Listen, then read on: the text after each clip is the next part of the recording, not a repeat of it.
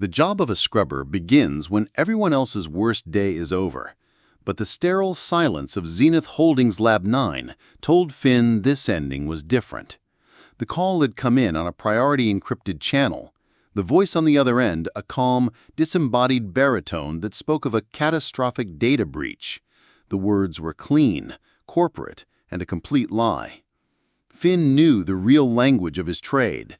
A data breach didn't leave ozone hanging in the air from plasma discharges, and it didn't come with a triple-rate biohazard bonus paid in untraceable chits. He stood before the lab's seamless white door, a ghost in a city that pretended it had none. Above him, the biomorphic towers of the new Syrtis spires soared, a monument to Martian ambition built on foundations of rock and secrets. Down here, in the sub-level service corridors, the ambition was less poetic. Here, people like Finn existed to keep the gleaming marble of the upper world from getting stained. He sealed the helmet of his scrubber suit, the internal display flickering to life with atmospheric readouts. The suit was his second skin, a bulky, dark gray uniform that smelled of recycled oxygen and chemical neutrality. With a hiss of hydraulics, the lab door slid open. The room was a temple to minimalist design, all flowing white composites and integrated shadowless light. It was also a tomb. Finn's optical sensors immediately tagged the evidence his naked eye would have missed. Faint scorch marks marring a wall near a workstation, a nearly invisible mist of vaporized metal, and a subtle, fractal pattern of crimson on the floor that the self-sanitizing surface was already working to absorb. This wasn't a breach. It was an execution. His job wasn't to ask why. It was to make it so that no one else ever could. He moved with methodical grace, his practiced hands unpacking the tools of his trade, an aerosol sprayer filled with an enzymatic solvent that would denature organic material down to the molecular level, a broad-spectrum UV emitter to sterilize every surface, a high-resolution scanner to log his work and confirm a level 5 sanitation for his anonymous client. He was a priest performing the last rites for a crime, ensuring its soul would never be questioned. He started with the scorch marks, the solvent hissing as it erased the last echoes of violence. He worked his way across the room, a silent, efficient machine of forgetting. The silence was the worst part. It was a heavy, weighted thing, thick with the unscreamed terror of what had happened here. He preferred noise, the chaotic, vibrant symphony of the hub, the industrial groan of the Warrens where his hab unit was. This perfect, dead quiet felt like judgment. That's when he heard it. It wasn't a sound so much as a disruption in the silence, a soft scraping noise from the far side of the lab behind a humming bank of central server racks. Finn froze, his solvent sprayer held halfway to a console. His protocol was absolute. Scenes were secured and empty before he was ever called. He was always alone. His heart, usually a steady, reliable pump, kicked against his ribs. He lowered his sprayer and drew the heavy utilitarian sidearm that came with the kit, a weapon he was paid to carry but had never once fired. He moved toward the servers, his heavy boots making no sound on the pristine floor. He rounded the edge of a towering black monolith, his weapon raised. And there she was.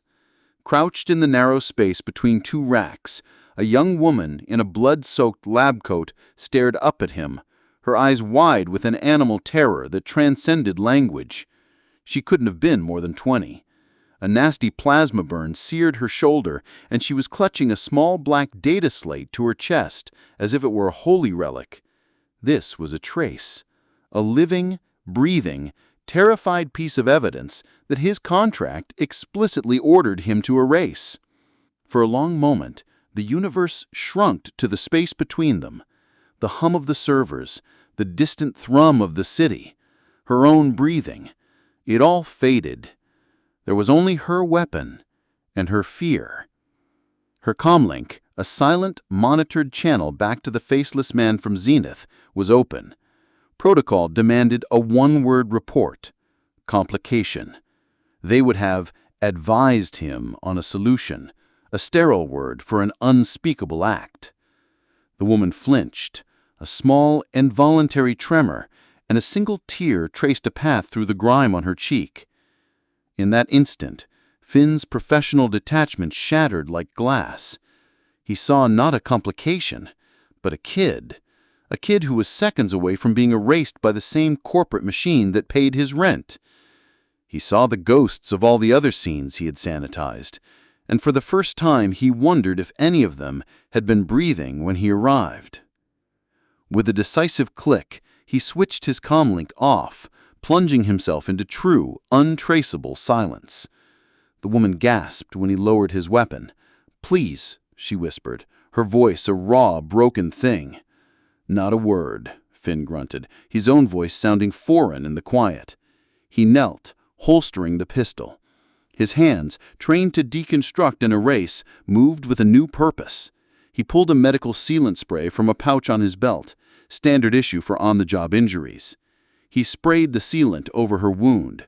She hissed in pain, but didn't cry out. He looked at the data slate she was still clutching. "That's what this is about, isn't it?" She gave a tiny, jerky nod. He stood up.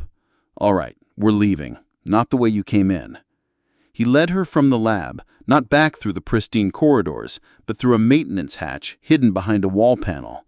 He was using his tradecraft in reverse, not erasing a trail, but creating a new one through the city's forgotten veins. They moved through service tunnels thick with the smell of ozone and recycled water, the hidden network that connected the gleaming spire to the grimy depths of the Warrens. They emerged hours later into the chaotic, neon-drenched sensory overload of the hub's lower levels. The air was thick with the smell of sizzling protein skewers and a dozen languages. It was the smell of life. Finn pulled the woman into a dark alcove. He pressed a handful of credit chits into her hand, most of his pay for the job. "This gets you passage on an unregistered transport out of New Syrtis. There's a broker, runs a noodle stall near the west archway. Tell him Silas sent you. Don't look back. Don't contact anyone. As of tonight, you don't exist." She looked at him, her eyes still holding a universe of fear, but now with a tiny flicker of something else. Gratitude. "Thank you," she breathed.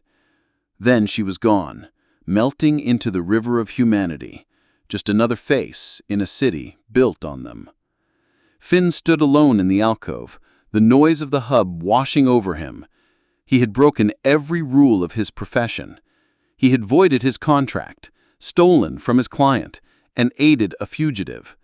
He was no longer a ghost who cleaned up after monsters. He was now a loose end, a complication to be sanitized. For the first time in his life, he was on the other side of the equation.